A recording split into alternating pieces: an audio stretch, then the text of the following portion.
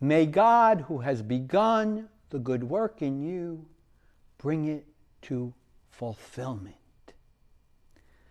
These words are said by the bishop during the ordination of deacons and of priests. May God, who has begun the good work in you, bring it to fulfillment.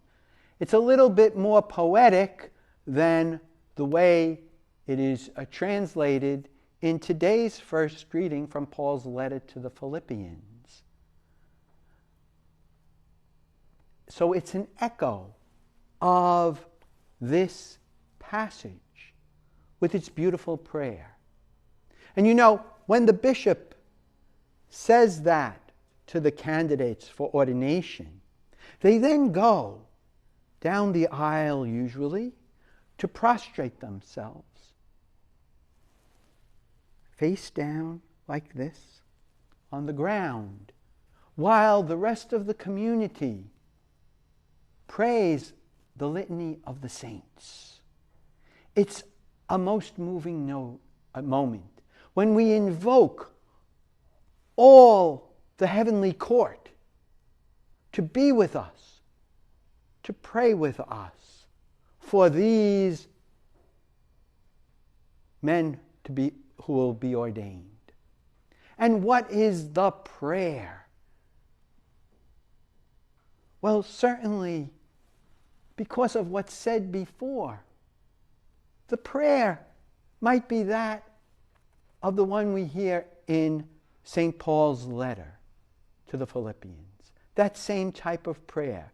That their love might increase ever more and more in knowledge, in every kind of perception, to discern what is of value, so that they may be pure and blameless for the day of Christ, filled with the fruit of righteousness that comes through Jesus Christ for the glory and praise of God.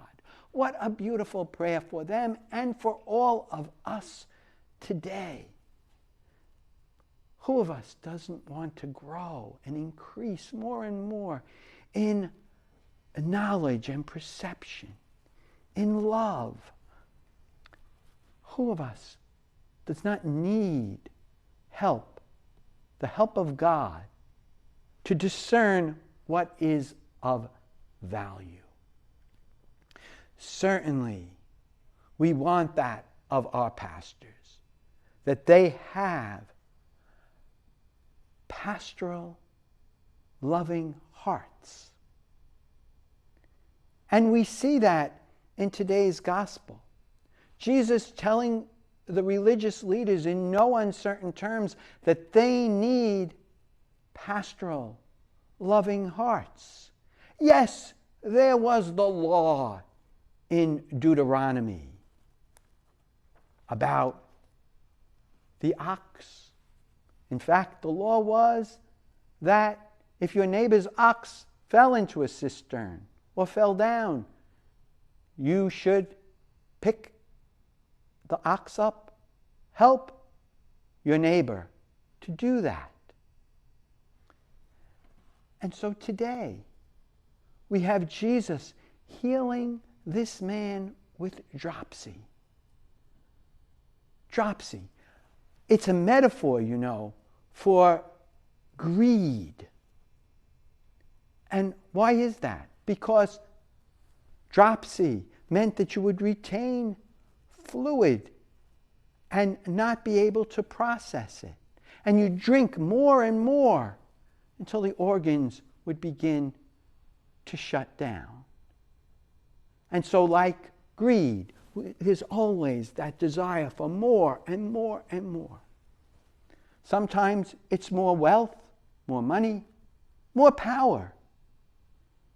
And so, of course, we want to pray for our religious leaders that they not be greedy in any single way, and that they would place the dignity of the human person above all else. You know, Pope Francis's latest encyclical, Fratelli Tutti, is so beautiful in that he calls us to be loving, to be pastoral. It's a very long encyclical, but perhaps you can spend time reading and reflecting on the different paragraphs of that beautiful encyclical, because it will help us to put into practice that prayer that St. Paul had for the Philippians. It will help us to know that God has begun good work in all of us. And we need to pray for ourselves and for one another that God will bring that work to fulfillment.